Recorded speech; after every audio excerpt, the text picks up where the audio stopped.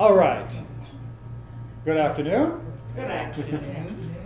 So we are going to undertake one of the great missions. We are going to undertake one of the great sections of Torah that is famously known and not often well understood. We are going to look at Parashat Shlach or Shlach Lecha, depending upon how many of the first words you want to include in its title. And Shlach Lecha contains a very, very famous story from the Torah. The story of the spies, the Meraglim, the story of the spies. And many people often fail to realize that it is this episode, this incident with the spies, that is the turning point in our ancestors' destiny, as it were. That up to this point, what's the plan? Take the land, exactly. At this point in the narrative, our ancestors have left the land of Egypt. They have been hanging out at Mount Sinai for a couple years, getting the Torah, getting the laws, getting themselves situated and organized, getting the Mishkan built, getting inaugurated, getting the Kohanim established.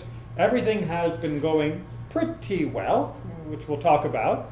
But so far, we are on schedule to get to the land of Israel in a very short time. Maybe a few weeks, maybe. And what happens?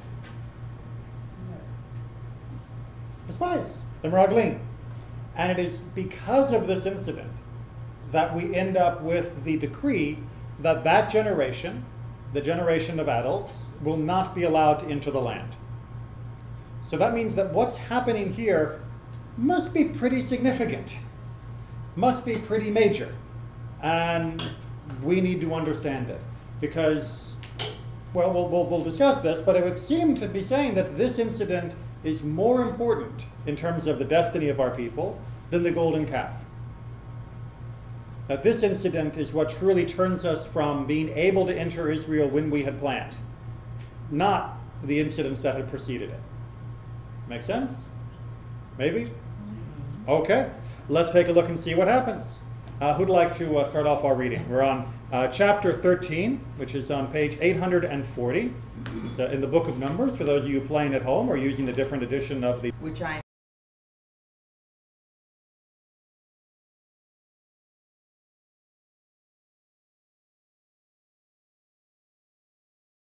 am giving to the Israelite people. Send one man from each of their ancestral tribes, each one a chieftain among them. So Moses, by the Lord's command, sent them out from the wilderness of Paran, all the men being leaders of the Israelites. And these were their names. All right. I'm not going to make you have to read all the names. Please read that on your own time. But continue from down where we get to 17, actually. Okay. When Moses sent them to scout the land of Canaan, he said to them, "Go up there into the Negev and on into the hill country, and see what kind of country it is. Are the people who dwell in it strong or weak, few or many? Is the country in which they dwell good or bad? Are the towns they live in open or fortified? Is the soil rich or poor? Is it wooded or not? And take pains to bring back some of the fruit of the land." Now it happened to be the season of the first ripe grapes. Okay, so what's the mission? So scout out the lay of the land. Scout out the lay of the land. But look carefully at the wording. What are they? We've got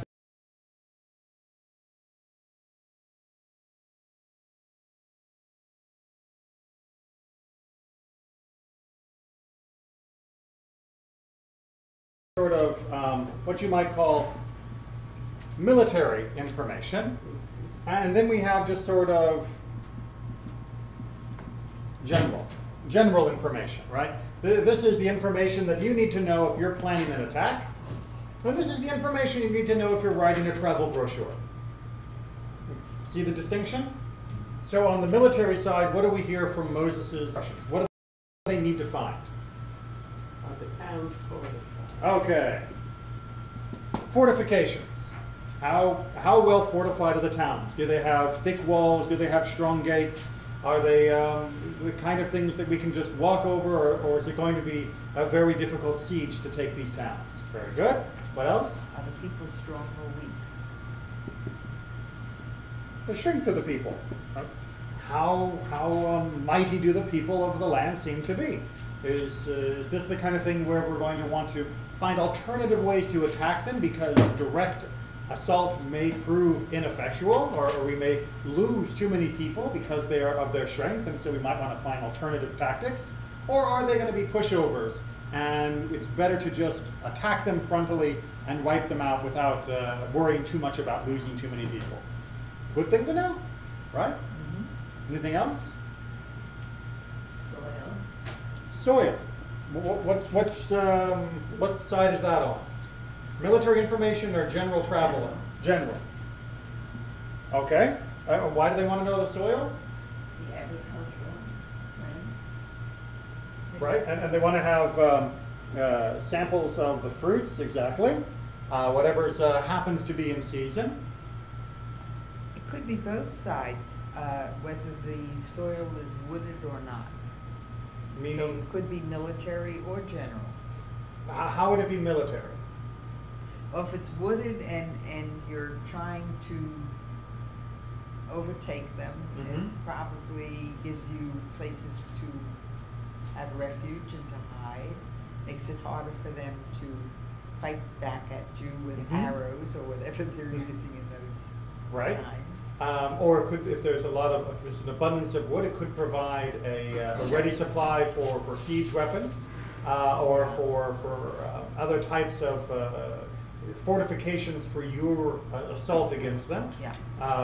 So you could say that some of this, even though it sounds at first read like a travel brochure question, might actually be talking about the military aspect.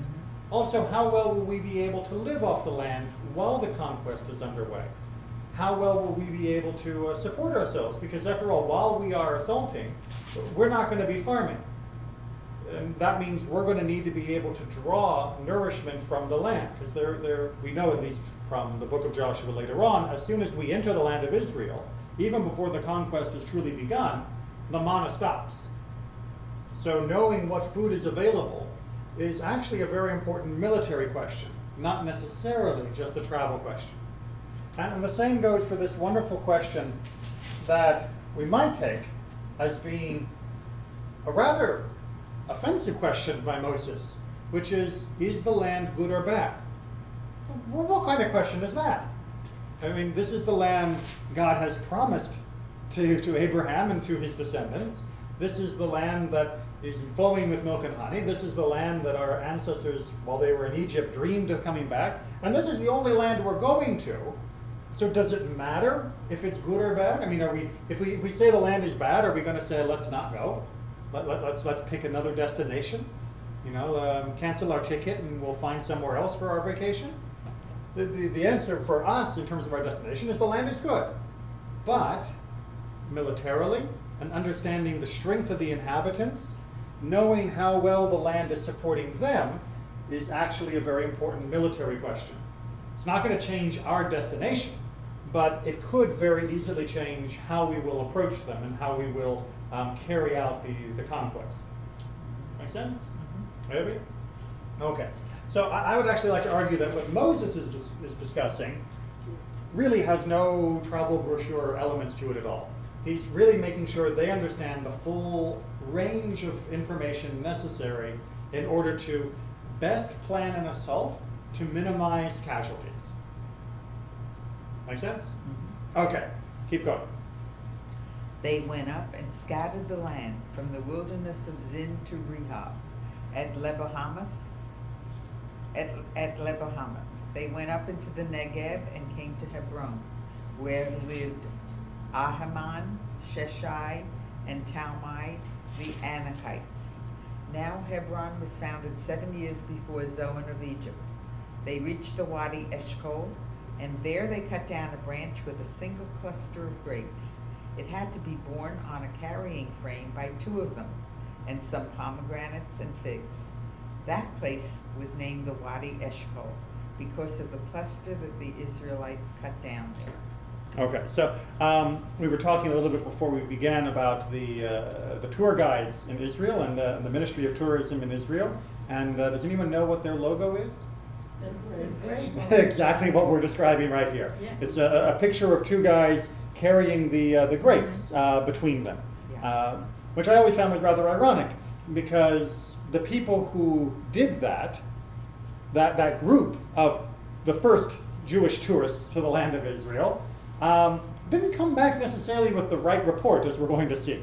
And yet, nevertheless, that became the logo for the Ministry of Tourism. But they were the first tourists, the first Jewish tourists to the land of Israel. Keep going. At the end of 40 days, they returned from scouting the land. All right, just make sure we understand here. At the end of 40 days, they finished the scouting and returned. So, is Israel a long way off from where they are right now? No. No. It took them 40 days to scout, not 40 days to get there. So, Israel is literally just a few days away from where the nation is camped right now in the wilderness of Sinai. Well, Paran, technically, but they are right there on the border, ready to go in, and they're just doing the last minute scouting before they make that conquest. This is not the scouting to decide yay or nay, this is the scouting to decide how. Unfortunately, the scouts have a different idea. Keep going. They went straight to Moses and Aaron and the whole Israelite community of Kadesh in the wilderness of Paran, and they made their report to them and to the whole community, as they showed them the fruit of the land. All right, so this may be a good argument of why you don't have public reports from your spies. Because you notice the spies are not only going to Moses and Aaron, but they are speaking and giving their report to the entire community all at once, rather than only going to Moses and Aaron in the first place. Keep going. This is what they told him. We came to the land you sent us to.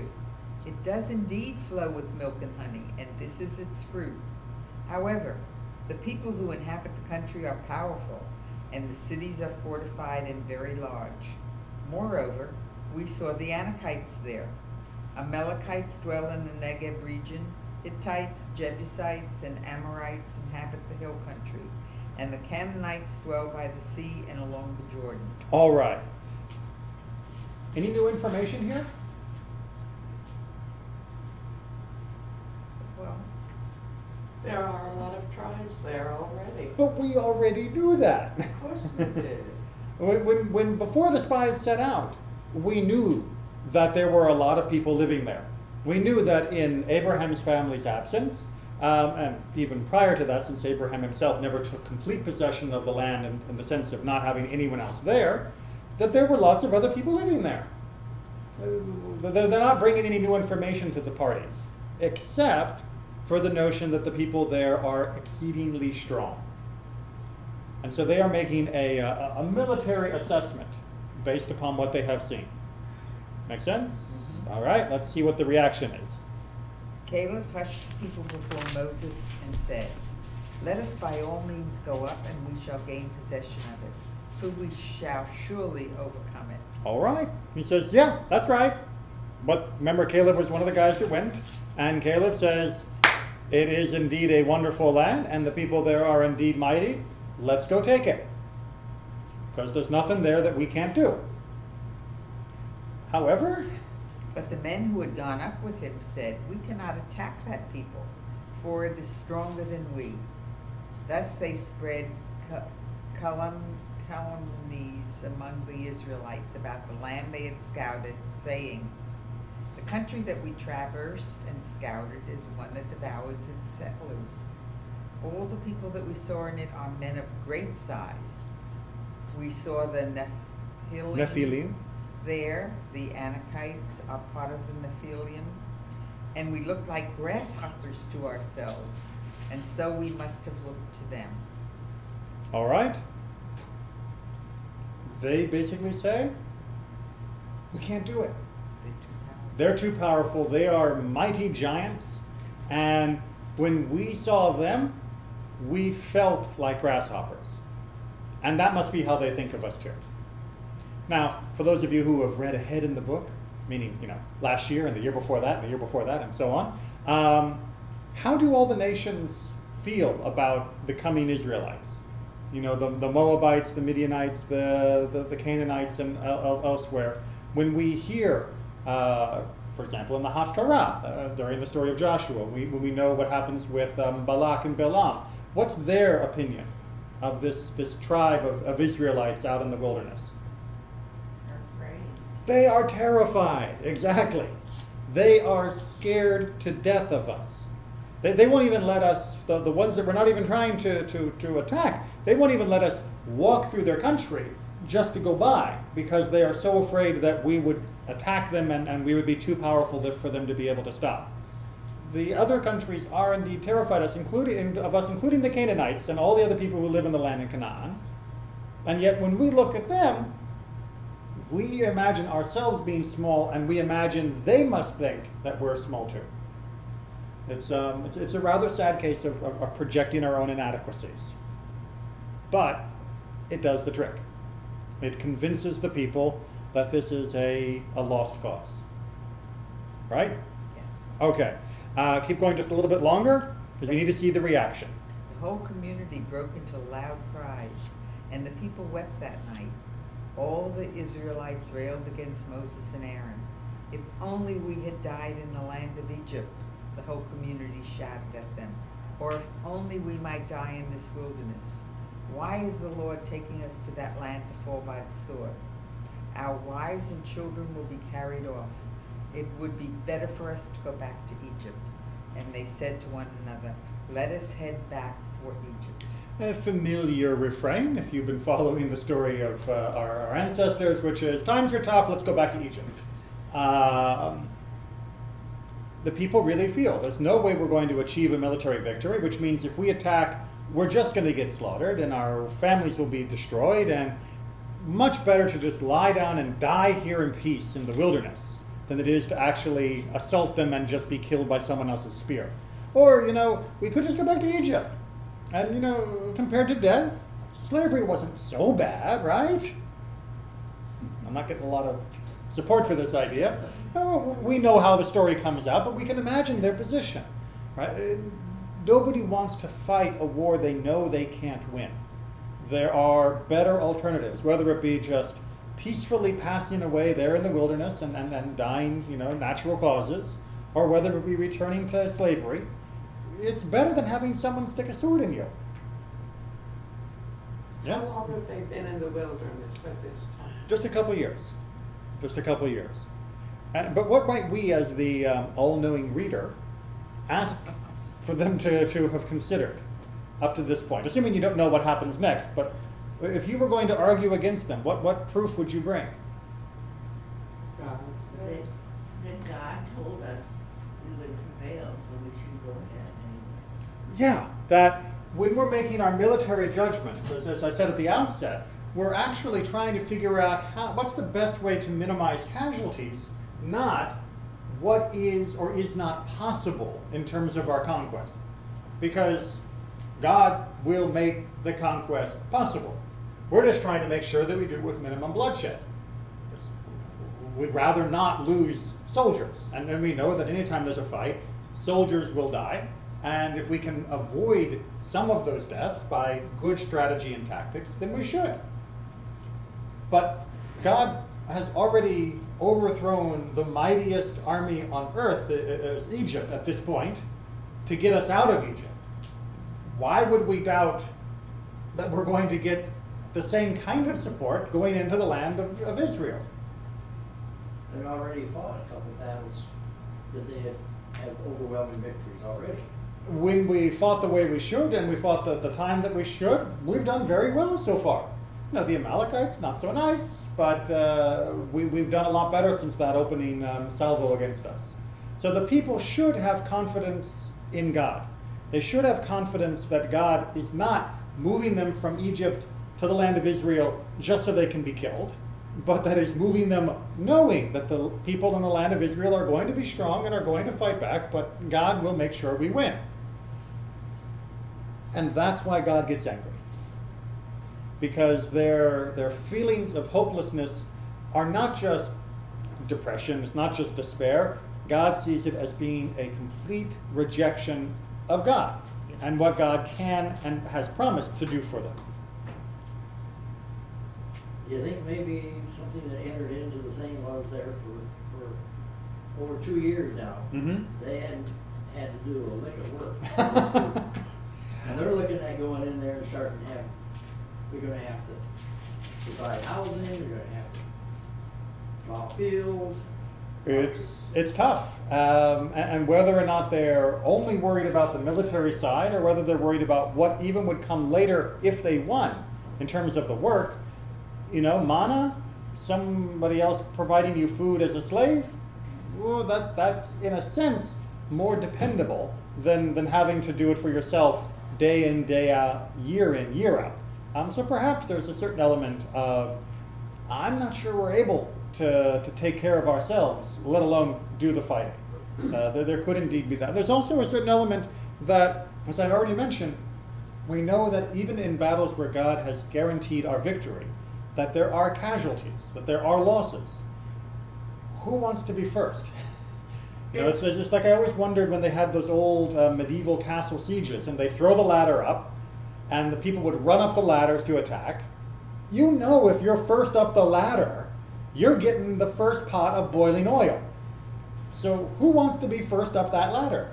If you know that the first person who's going to make the assault is guaranteed to die, maybe we shouldn't assault this castle. And certainly for the Israelites, assaulting means some of us will die. And if you believe it's going to be you, you might begin to weigh whether or not this whole episode is worth it. It's worth other people dying, but it may not be worth me dying. It's still the servile mentality that they have. They are still trying to break free and not doing a great job of the mentality of a slave, correct. All right, so let's hear God's reaction. Then Moses and Aaron fell on their faces before all the assembled congregation of the Israelites. And Joshua, son of Nun, and Caleb, son of Jephunneh, and of those who had scouted the land, rent their clothes and exhorted the whole Israelite community. The land that we traversed and scouted is an exceedingly good land. If the Lord is pleased with us, he will bring us into that land, a land that flows with milk and honey, and give it to us. Only you must not rebel against the Lord. Have no fear then of the people of the country, for they are our prey. Their protection has departed from them, but the Lord is with us. Have no fear of them.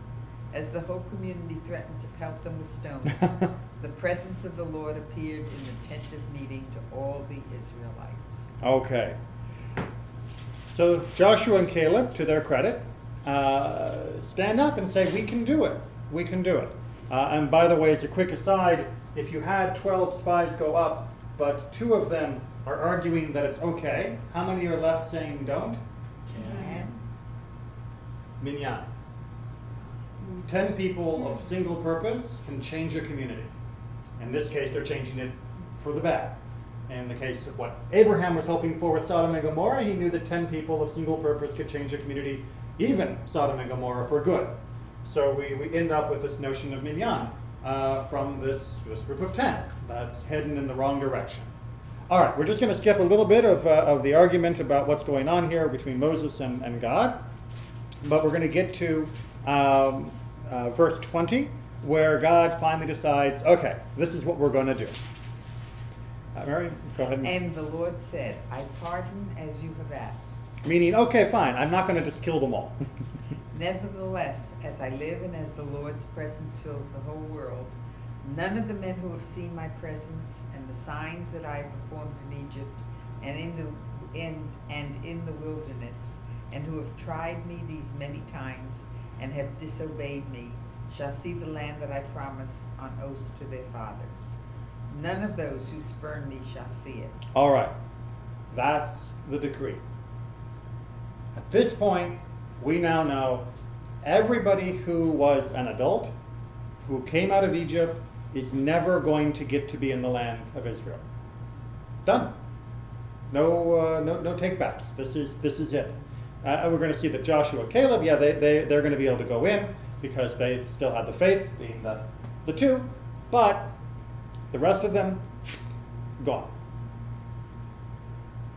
I noticed that Moses isn't mentioned as being an exception either. No, Moses is not. And I'm sure that Moses at this point is thinking, well, wait a minute. And indeed, we get that explicit statement in the book of Deuteronomy. In Devarim, Moses says to the people, it's because of you that I didn't get to go into the land. That because of the way the people reacted here, they're now going to be delayed for a total of 40 years, which means he's going to be extremely old, and there's also going to be a little incident with a rock and a stick, and all of that might have been avoided had the people simply listened and done as they should have at this point. So indeed, Moses does feel some resentment towards the nation because of what happens as a result of their misbehavior. So yeah, not a happy moment for the group. But there's one little part that the JPS translation smooths over here that we're going to throw back into its roughness so that we can unpack it. Which, if you look at verse 22, right near the end of it, it says, and who have tried me these many times. Well, the Hebrew doesn't actually say many times. The Hebrew actually says, Ze'eser pe'amim. Does anyone know what that is? Ze'eser? This 10. This 10 pe'amim times. These 10 times is what the Hebrew would literally be translated as. That these people have tried me 10 times. Which of course will lead us to the question.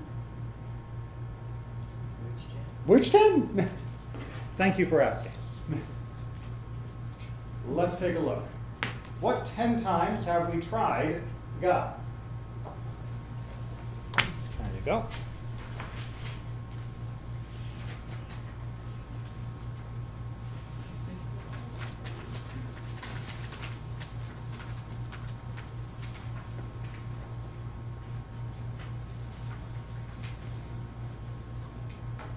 All right, we'll give Marion a break. Who would like to take us through our list of 10? Don't all volunteer at once, it's too hard to pick. Thank you. Said Rabbi Judah, 10 trials that our ancestors imposed upon the Holy One, blessed be he. 2 at the shore of the sea, 2 in the water, 2 in regard to the manna, 2 in regard to the quail, 1 in regard to the calf, 1 in the wilderness of Paran. So for just quick exposition, wilderness of Paran, that's this. That's what we're talking about right now with the spies. So we've got 9 left that we need to unpack and explain. Keep going. 2 at the sea, 1 in going down and 1 in coming up. In going down, as it is written, because there were no graves in Egypt. If you remember, when we were at the edge of the sea and the Egyptians were charging up behind us, the people said, oh, what, you took us out here to die because there weren't enough graves in Egypt? And so the people were already complaining against God and saying, we were better off in Egypt, blah, blah, blah, blah, blah. And that's what they're referring to as the going down part, the entry into the sea. The people had also behaved badly. But the part you may not have known about. In coming up, this teaches that the Israelites were rebellious at that time, saying, just as we will go up on this side, so the Egyptians will go up on the other side. Said the Holy One, blessed be he, to the angelic prince who reigns over the sea, cast them out on dry land. So there is a midrash that says that as we were coming out of the sea, the people were already saying, oh yeah, sure, but just as we survived on this side, the Egyptians, I'm sure, are going out on their side. And therefore, ooh, whip-de-doo, big miracle, I'm sure the Egyptians will just come around and get us another time. And so God does, by have the sea throw out the bodies of the Egyptians up onto the shore, so that the Israelites can see the dead bodies. And you may have heard this midrash before. It's based on the fact that the midrash actually, the Song of the Sea says in that section that the Israelites saw the Egyptian lying dead on the shore of the sea. And the question is, well, wouldn't they have just been drowned? Why would they all be lying on the shore? Well, because the Israelites were already complaining, even as were exiting the most magnificent miracle they had ever seen, that, well, I'm sure the Egyptians got away too. And so God deliberately orchestrated it to prove to them, no, really, I took care of the Egyptians. Got it? Okay, so that's 2 so far. Two times that we've annoyed God. Let's keep going. 2 in the water, at Marah and at Rephidim. At Marah, as it is written, and they came to Marah and could not drink the water. At Rephidim, as it is written, they encamped at Rephidim, and there was no water to drink. And the people kept complaining to Moses. Where's the water? There's nothing to drink. Why are we out here? We're all going to die. Are we there yet? I have to go to the bathroom. Sorry, that's the road trip. But again, Get ready. thanks. But again, the people are complaining to Moses about essentially that God is failing to take care of them, and that God is making their life more miserable by where they are, by what's happening. Got it? So we're up to 4 complaints so far. Onward. 2 in regard to the manna, as it is written, do not go out, but they went out. Do not leave any over, but they left some over. So the people were told, don't go out on Shabbat to collect. And what did they do? They went out to see if there was any manna. They went out to see if there was any manna. Even though they gotten double portion the day before, they still went out on Shabbat to get more. And then when they were told, don't leave any left over, what did they do? They left some over. And of course it spoiled and was horrible. So in 2 ways, they tested to see whether or not God really meant what he said when he said, don't go out and don't leave any over. And well, we failed both of those tests. And in the process, we tested God's patience. All right? How are we doing so far? What are we up to? Someone doing the math? 6. 6, thank you. Onward. 2 in regard to the quail. In regard to the first, when we sat by the flesh pots. Oh, back in Egypt when we sat by those lovely pots of boiling meat stew. Oh, those were the days. In regard to the second, and the mixed multitude that was among them. Which is the section that we read just last week, talking about how the people wanted meat, and so God gave them so much meat that they were vomiting meat out their nostrils. Right? Yeah. Okay. We're up to 8, right? Good. And we have 2 left. 1 in regard to the calf, as the story is told. Meaning we don't really need to give you a quote for this one, the whole golden calf incident. And 1 in the wilderness of Paran, as the story is told. And that's the story that we just read. Okay, so we have 10 different times that we have essentially either rejected God's leadership or significantly doubted God's ability to provide for us. Now the question is it a case of cumulative doubt that has led to our to God's decision to keep us from entering the land of Israel? Or is the last one the incident in and of itself? Do you understand what I mean by that? So the question is, did it take all 10 for us to say no? Or were there 9 other incidents that were bad, but even if they hadn't happened, this one with the spies would have been enough, hold on a second, would have been enough to tip the scale for you're not going. Possibly because God is asking them to participate in gaining the land. Okay. He's not going to do it all for them. So at least the vast majority of the other trials that are described in this particular case are the people grumbling or complaining about what they haven't got. Right. Whereas in this particular case, the people are grumbling and complaining about what they have to do. Which may be a distinction that if they are unwilling to do, as the incidents of the spies is saying, then yeah, even if they hadn't done these other 9 things, this by itself would have been reason alone to keep them out of the land of Israel, if they weren't prepared to actually take action when they were told to take action. Any concurring opinions, counter opinions,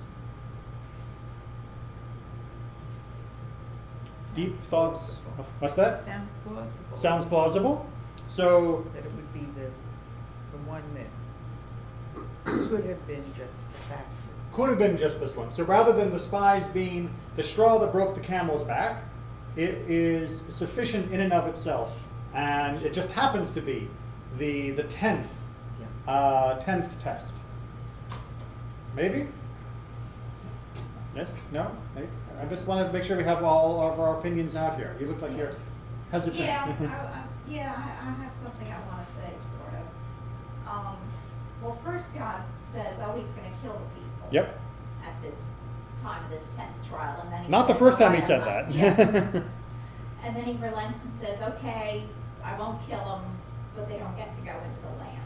So I think it was the cumulative effect, maybe, that, you know, God was fed up and said, I'm gonna kill them all. But I think that not being willing to do what's necessary to conquer the land is enough to keep them out of the land. Because from a very practical standpoint, it's really not possible for God to do it all for them in the conquering of the land. Right. God's not going to pick up the sword and shield. You got to do that. God will help you win, but if you don't have the sword and shield in your hand, there's not going to be just some magic wave going in front of the people. There will be fighting involved. You know, it's like warning. This ride does involve extreme situations, and you do need to actually participate. But I like the way that you're trying to divide the two aspects of it. So we skip the section for the sake of time, where God first threatens to just wipe out the entire people and start over again with the good guys.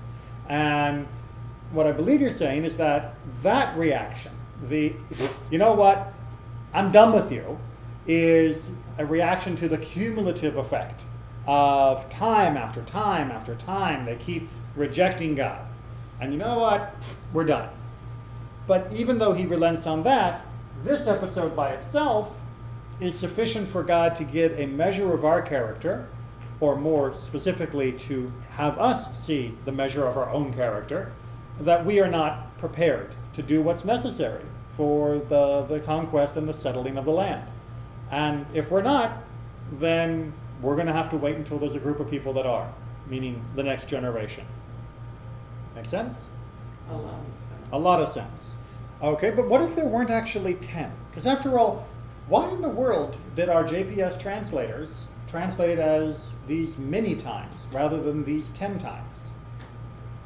Well, because they were relying on many, many commentators that say that even though the Torah says 10, it tweren't 10. So, you want to go ahead and pick up with our commentaries at the bottom of the page there? Okay. 10 meaning many. It mentions 10 because it is representative of counting, being that it is the end of the ones and the beginning of the tens. That is the second digit. All right, so for those of you that have been too far from your elementary school math classes, you know, when you count from 1 to 9, you're in the ones place, right? But as soon as you go from 9 to a 10, now you have 19, now you have a bigger number.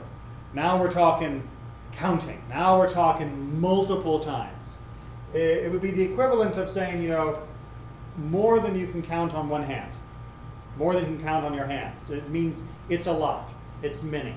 It's come so many that we can't even break it down into the individual episodes anymore.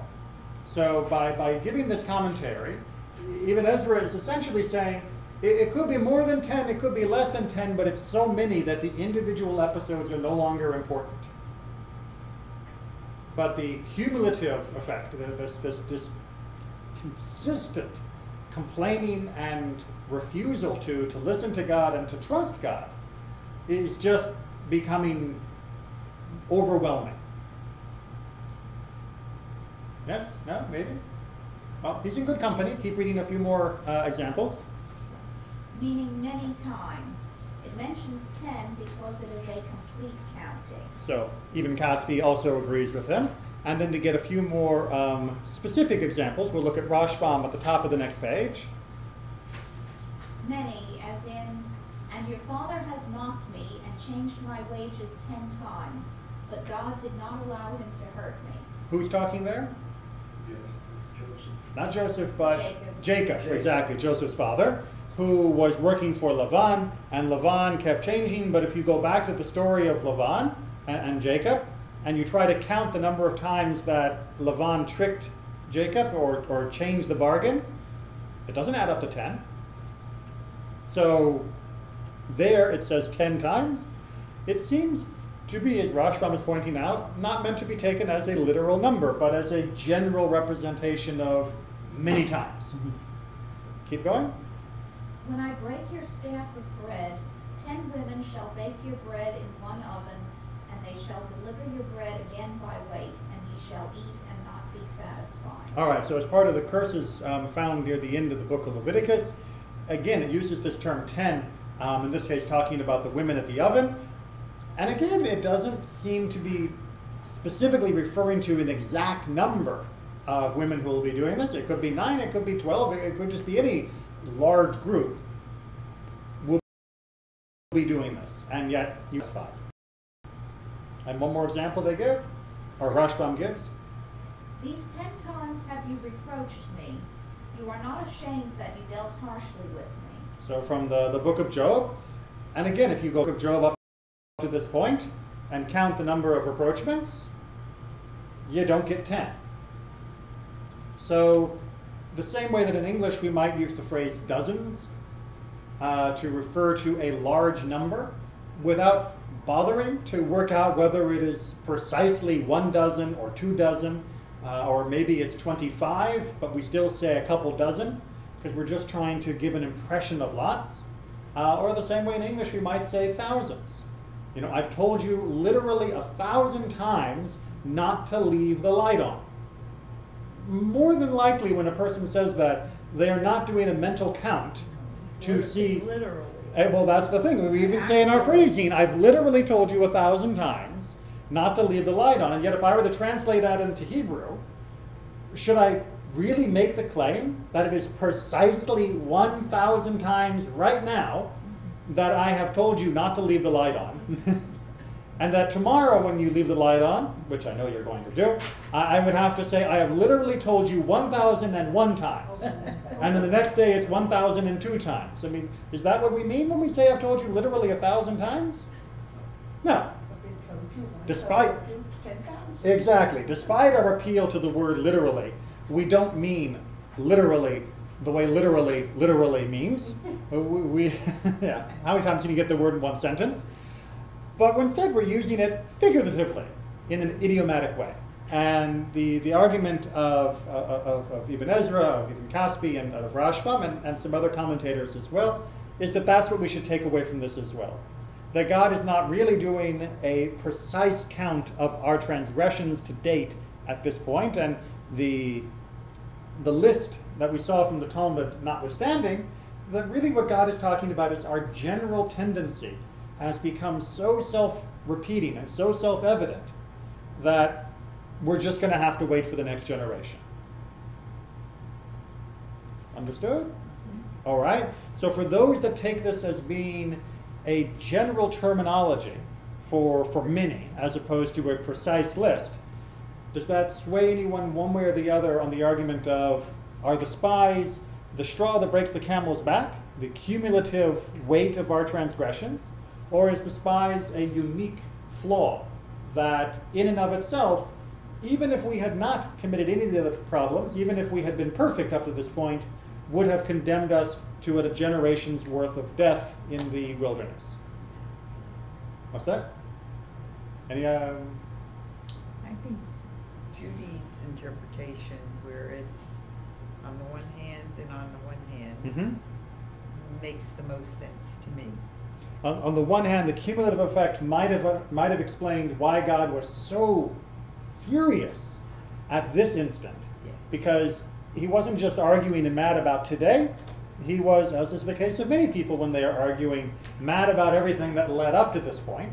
I think we've all either experienced it ourselves or have had that type of argument used against us, where it's not just about today. Every time you do the same thing. We by looking around, seeing some knowing nods, people have probably either heard that or said that, and you realize you're not arguing about the particulars anymore, you're arguing about the general character trait that is causing these problems. But perhaps the spies problem alone would have been enough, even if we had been angels up to this point.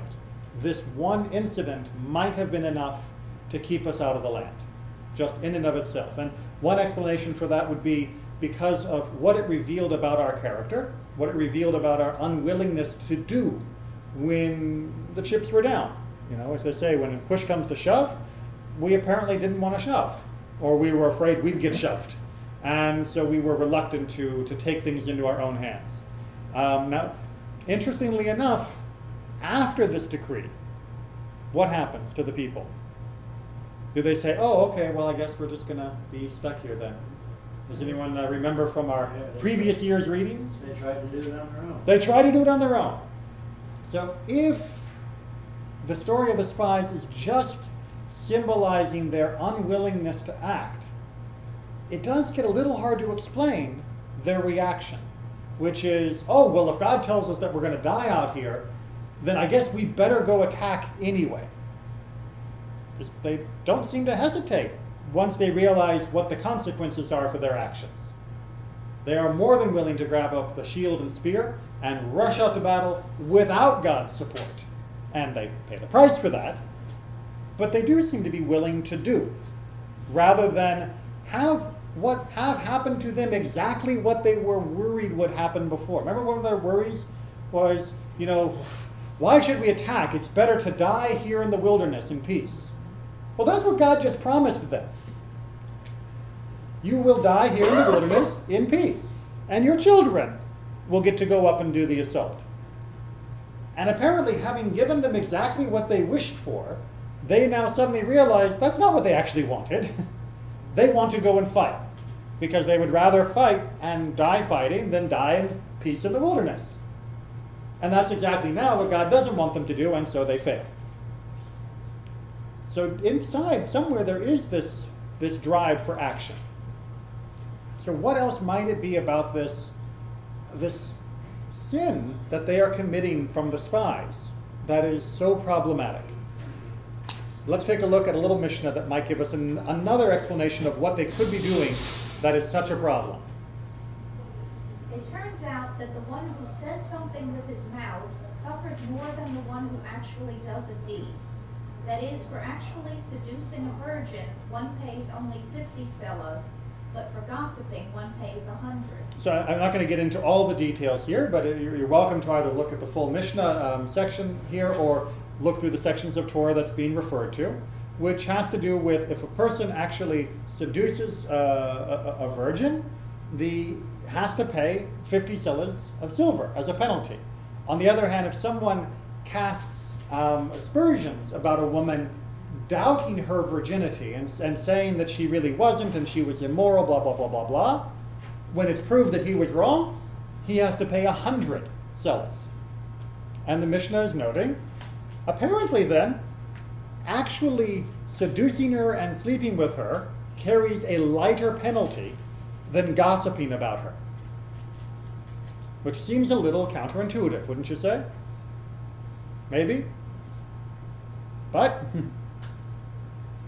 For so we find that the decree against our forefathers in the wilderness was sealed only on account of evil speech. As it is said, and they tempted me these 10 times and have not hearkened to my voice. All right. That the only reason that this last trial that we afflicted God with sealed our fate was because this was a failure of gossip. This was a failure of slander. Slander? I thought it was cowardice. I thought it was rebellion against God of refusing to go up and take the land. I thought it was believing that the job would be too hard. Where was the slander? Where was the gossip? Slander against the land. Slander against the land. We slandered the land of Israel. We slandered the land. Can you read the last midrash that makes that explicit for the rest of us? The Rav Elazar. Rav Elazar Bar Parva says, lo, it says, and the man who brought forth evil report about the Lord, the land died. And about what did they bring forth an evil report? Concerning wood and stones. So what were they slandering? Dirt and trees. That was all they were slandering. It wasn't even a person. It was just dirt and trees. And look at what happened to them, which we can therefore derive from that. Does not this yield an argument a fortiori? And if they brought forth an evil report only about wood and stones were punished, and not by a trifling punishment, but by a most severe punishment, and not by a transient punishment, but by one which lasts for generations, he who brings forth an evil report concerning his fellow man, in like manner, how much the more so will he be punished? So what's our takeaway from the rabbis here? Gossip. Don't gossip. You want to know how bad gossip is? You want to know how bad gossip is? Gossiping against the dirt of the land of Israel will get you dead and will keep the people out of the land for a generation. And if that's what happens when you gossip about dirt, think what happens when you gossip about people. Think about how much angrier God must be when you gossip and slander another person, if that's his reaction when you slander dirt. I like the pillowcase better. You like the pillowcase better. And the pillowcase reinforces why it is so severe. Because it's, everyone know that story, right? If the woman gossips, at least the story I heard was gossiped against the rabbi and slandered him. And when she finally wanted to seek forgiveness, she went to him and he said, that's fine, take a pillowcase and scatter it to the winds, all the feathers. And then she came back and she said, I've done it, can I have your forgiveness?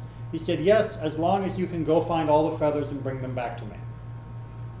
The notion being that gossip, once it's let loose, spreads beyond your control and spreads everywhere, and will never be the kind of thing that you can properly fix. The parallel teaching is the one of, if you commit one transgression, for example, you break Shabbat one time, or you cheat someone on a business deal, that's the equivalent of one big stone. And if you move one stone, you can put it back where it should be fairly simply. It's heavy, it seems like hard work, but it's easy to see where you need to put it to set things right. Whereas gossip is like moving a whole field full of gravel. Each individual act is inconsequential, it's easy. But trying to restore things to the way they were is impossible. You'll never remember exactly where each little stone goes. And as such, our tradition has a very high stance against gossip and slander. That these are things that are exceedingly problematic. And indeed, the way they're counting here is saying this last transgression was the transgression that kept us out of the land of Israel, not because we did something wrong or we wouldn't do something right, but because it was clear from our words that we were a slanderous and gossiping nation. And quite honestly, we and the land would not coexist in that state. We had to rein it in, a little bit at least, before we could possibly take control of the land. I see that as cowardice, not gossip. Well, and certainly we can also question their bravery, but remember, in the very next section, their cowardice doesn't seem to be a problem. They're willing to go up and assault the land. Yeah. So they may have been cowardly for a moment, and we can certainly argue that they were cowardly at this moment, and then they gained their courage when they realized the consequences, and sometimes that is the case. Someone will be afraid until they realize the implications.